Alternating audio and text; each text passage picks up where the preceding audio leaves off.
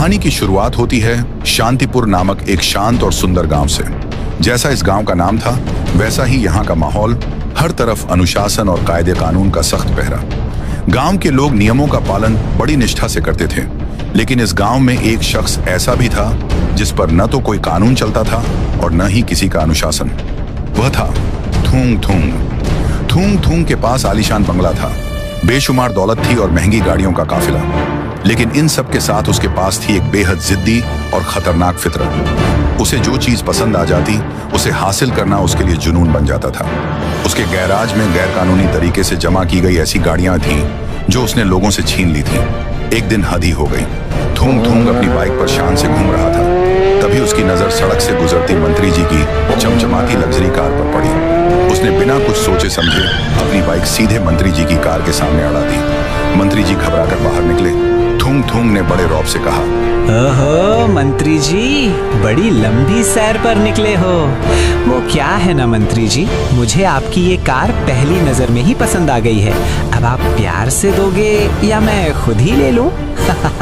थूंग थूंग के नाम से ही वे डरते हुए बोले, अरे तुम भाई, आपको भला कौन मना कर सकता है। अब अगर कार आपको भा गई है तो ये आपकी ही हुई, इसे खुशी खुशी ले जाइए। थूंग थूंग ने मंत्री जी को धमकाकर कार छीनी और धूल उड़ाते हुए वहां से निकल गया। थूंग थूंग का खौफ इतना था कि किसी बड़े से बड़े इंसान की भी उसे ना कहने की हिम्मत नहीं होती थी। अब उसके अवैध कलेक्शन में एक और शाही कार जुड़ चुकी थी, जिसे पाकर वह बहुत खुश था। अगर कभी कोई अनजाने में थूंग थूंग को अपनी चीज देने से मना कर देता और कहता, अबे क्या है रे तेरा, मैं तुझसे नहीं डरता, जा नहीं देता अपनी बाइक, क्या कर लेगा। तो थूंग थूंग ऐसे लोगों को वह बिना रहम दिखाए दर्दनाक मौत देकर हमेशा के लिए नींद में सुला देता था। इसी दबदबे की वजह से पूरे इलाके में थूंग थूंग का ही बोलबाला था। एक दिन थूंग थूंग सड़क किनारे बड़े मजे से चाय सुट्टा पी रहा था। तभी अचानक उसका ध्यान एक ऐसी चीज पर गया, पायल। पायल एक बेहद हसीन और रसूखदार लड़की थी जो अपनी बाइक पर से गुजरी। उसको देख थूंग थूंग तुरंत अपनी कार में बैठकर पायल का पीछा करने लगा। थूंग थूंग का पुराना नियम था, जो पसंद आ गया वो अपना हो गया। वह कुछ भी करके पायल को हासिल करना चाहता था। पीछा करते करते पायल एक बहुत बड़े आलीशान महल जैसे बंगले के सामने जा पहुंची, जहां पर बहुत सारे बॉडीगार्ड्स थे। थूंग थूंग ने भी अपनी कार अंदर घुसा दी और सीढ़ियों के पास जाकर रुक गया। लेकिन कार से उतरते ही जो नजारा उसके सामने था, उसे देखकर पहली बार थूंग थूंग के रोंगटे खड़े हो गए। वह बंगला किसी मामूली अमीर का नहीं, बल्कि 25 गांवों के बेताज बादशाह राइस्टार का साम्राज्य था। वहां का नजारा ही अलग था। दौलत का अंबार, लाइन से खड़ी करोड़ों की लग्जरी गाड़ियां, फौलादी सुरक्षा, चारों तरफ 500 से 600 प्राइवेट आर्मी ऑफिसर्स जो अत्याधुनिक हथियारों से लैस थे। हाई डेफिनेशन सिक्योरिटी कैमरे लगे हुए थे। थूंग थूंग को अब समझ आया कि पायल कोई आम लड़की नहीं, बल्कि खौफनाक डॉन राइस्टार की सगी बहन है। राइस्टार के बारे में मशहूर था कि वह इतना ताकतवर है कि अकेले ही 3-4 गुंडों को हवा में उछाल देता है।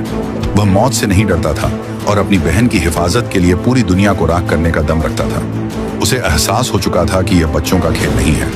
इतनी हाईटेक सिक्योरिटी और राइस्टार के बीच से पायल को किडनैप करना सबसे बड़ी और खतरनाक चुनौती बन चुकी थी। अगले दिन थूंग थूंग वह एक जादुई चील के पैरों से लटककर आसमान की ऊंचाइयों से उड़ता हुआ महल की हाईटेक सिक्योरिटी और कैमरों को चकमा देकर सीधे छत पर जा पहुंचा। खिड़की के रास्ते वह पायल के कमरे में दाखिल हुआ। पायल बिस्तर पर गहरी नींद में सो रही थी।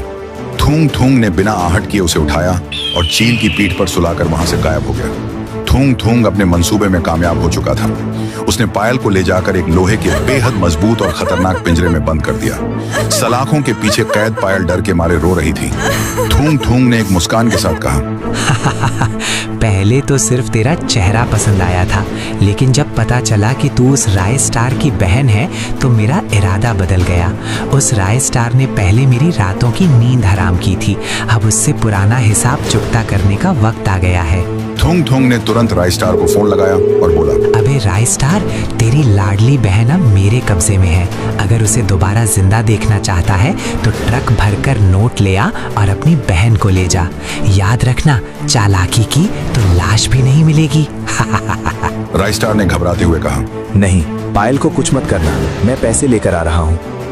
अगले दिन राइस्टार अकेले ही ट्रक भरकर पैसा लेकर थूंग थूंग के अड्डे पर जा पहुंचा।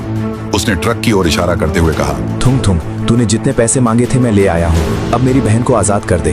पर थूंग थूंग पागलपन में हंसते हुए बोला, अब अभी तो असली खेल शुरू हुआ है राय स्टार। मेरा बदला इतनी जल्दी पूरा नहीं होगा। तुझे याद है तूने पहले मुझे तड़पा तड़पा कर मारा था, आज मैं तुझे वो दर्द महसूस कराऊंगा। थूंग थूंग ने पागलों की तरह अपनी गन निकाली और सीधे पायल पर गोली चला दी। उसने राय स्टार पर भी गन तानी, लेकिन राय स्टार ने एक दीवार खड़ी कर ली। अब दोनों के बीच मौत का तांडव शुरू हो गया। दोनों एक दूसरे की जान के पीछे पड़ गए। राय स्टार ने गन से एक सटीक निशाना लगाते हुए थूंग थूंग के सिर के आर पार गोली मार दी। थूंग थूंग के गिरते ही राय स्टार दहाड़ा। ए लकड़ी के ढांचे, कहा था ना मेरी बहन को हाथ मत लगाना। अब भुगत अपनी मौत का अंजाम। थूंग थूंग का अंत हो चुका था, लेकिन जैसे ही राय स्टार अपनी बहन पायल की बेजान लाश के पास पहुंचा, उसका कलेजा फट गया। वह फूट फूट कर रोने लगा। आज उसके पास अपार दौलत थी, बेहिसाब ताकत थी और दुश्मन का खात्मा भी हो चुका था। लेकिन जिसकी रक्षा के लिए उसने यह सब कमाया था, वह बहन अब उसके पास नहीं रही। सब कुछ जीत कर भी राय स्टार अपनी जिंदगी की सबसे बड़ी बाजी हार चुका था।